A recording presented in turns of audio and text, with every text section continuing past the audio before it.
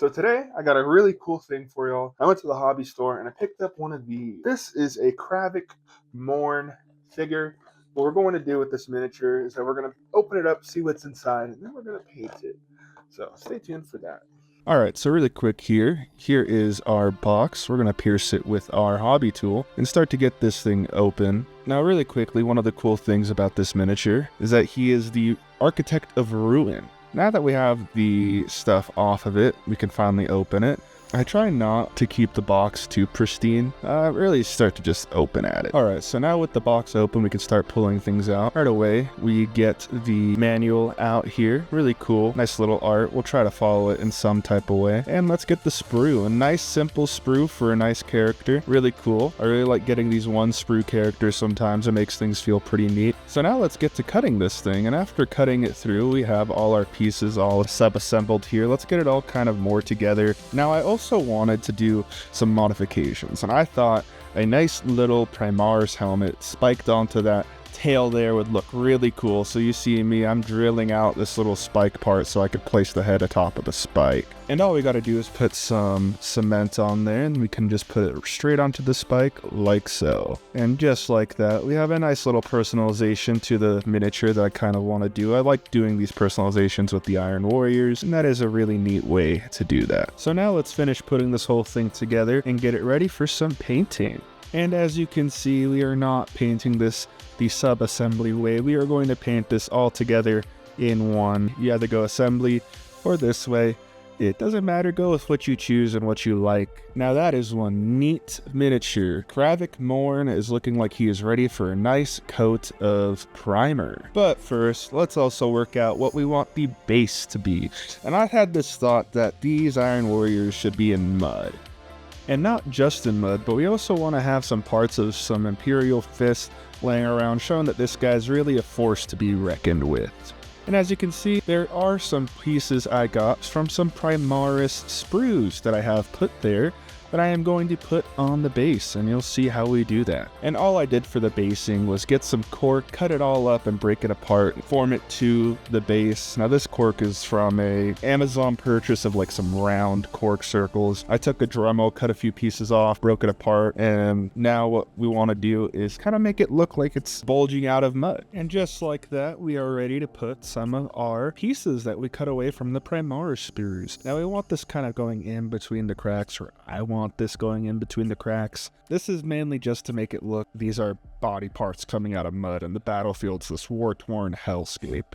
Eventually this will be very neat, but for now it's just going to look like some gray next to some cork. What we have here, some diorama effects. I know it's the dry dirt diorama effects, but it's going to give us kind of this muddy texture, and it's also what I have. So we're going to put a lot of it over the pieces here and over the terrain to kind of blend it all in together. What this is going to do is give us our muddy texture on the base and make our base really pop out after we prime it and put the paint on it. And we're going to do this to make sure that we leave no part left uncovered. Every piece on this base just needs to be applied with some type of texture from this diorama effects. Don't worry about any of the pieces that get some of this dirt on it, because it's so easily correctable with just a bit of some water and a nice little wet brush, and we'll be able to make sure everything looks good. And just like that, our base is ready for some prime. And now we're just going to set up our miniature here on my little paint pedestal. What we're going to do here is set it up with some double-sided tape, and it's really just duct tape. Now with everything set up here, as you see, we are going to take everything outside to prime with the rattle can. And the rattle can is one of my favorite ways to get things primed. It primes things super quick, and you've probably seen me do this multiple times in previous videos where I show my priming. The priming is done, so now what I'm going to use here is some Vallejo gunmetal to apply the base coat to our miniature right here. I am also going to be using some Vallejo steel to blend in some textures a bit, although it doesn't necessarily blend too harshly, so it's really gunmetal is doing the most job here. And now with the airbrush done, let's take a look at our model. And we're also going to put our model on the base. Now that our base is also primed, this is going to be an easy way to go from model to the painting of the base of the model. And we are just taking some super glue and applying some super glue to the feet of the model to stick to the base. it's going to be really cool in the end. It's going to be really simple how I get this base done. As you can see here, I'm having to use my larger holder. This is because my holder, for some reason, wouldn't stretch to 40. So we're going to use the big model holder. I think it's a bit too bulky, but it's nice to have both because I definitely use this one for my dreadnoughts. But all things aside, let's get to the painting. So the first thing we're going to do here is start our process of making the hazard stripes. Now what I do for this is I put some white, making stripes with the white on each piece of the model. If you want another thing to see this on and another miniature, I do have a short that will show this process as well, but it's kind of the same. And while we wait for that white to dry, let's also get started on our brass. This brass is done with Balthazar Gold. It's a really nice brass from Citadel Paints, although they rebranded to Warhammer Color. It's the same thing. I still have the Citadel cup. Maybe some of you have the Warhammer Color cup. Who knows? But I'm being really careful to kind of just get it in between because I do want the high tops to be that chrome gunmetal look.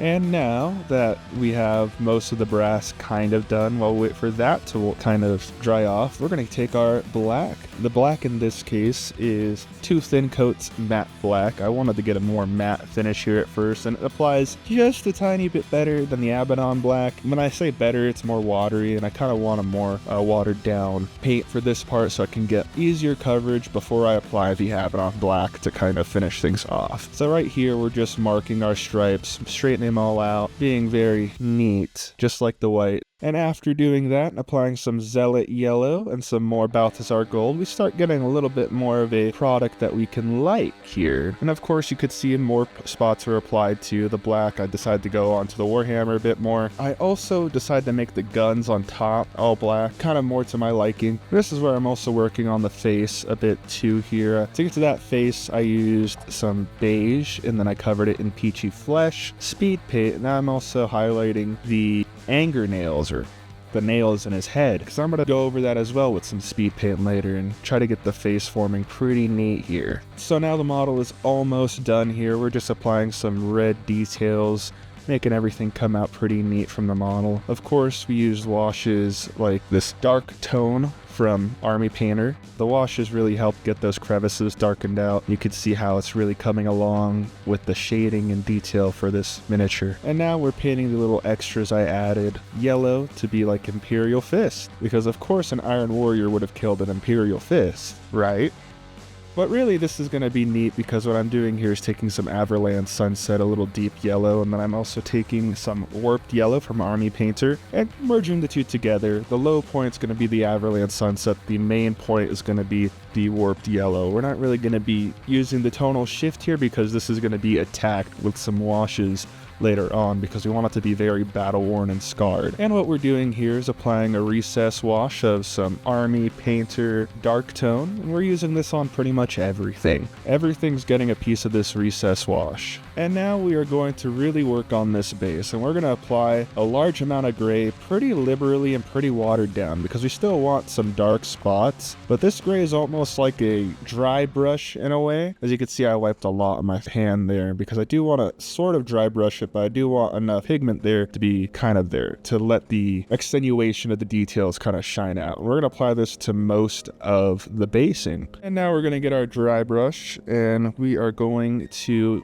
dabble it in some white and cover almost the whole base in this. And this is going to come up with some really cool details around the basing that's going to be accentuated by our speed paint we're going to use later to make everything look muddy. But we're really going to apply this to almost every piece that's not yellow. And it's okay if you hit the yellow. Oh, mishap. That happens. Nothing broke. That's alright.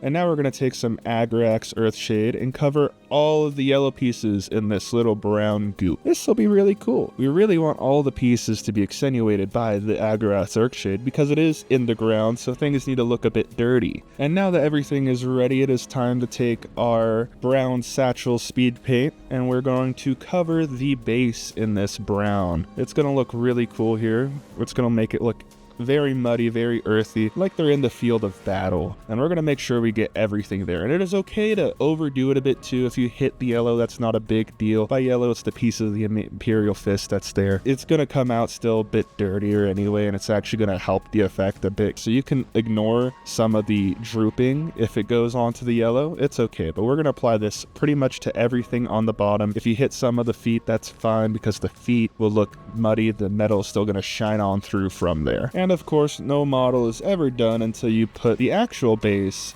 to matte black. And this is just done with some 2 thin coats black because it just lays on very well. And I'm just taking dabs of it and just going in really liberally and using it all over the base to make it get a little shiny gloss black on the bottom below the mud, because black bases look better. And this is our finished product. Everything kind of came along pretty alright. As you can see, the base looks, dare I say, some of my best work. I'm not really that experienced in basing, and I think I really went above and beyond to try and push myself to try out a new basing and try and make things look very setting-ish. And I think I kind of set that bar for myself. And if you liked the video and you like what I do, please like and subscribe. It means a lot. I'll see you next time.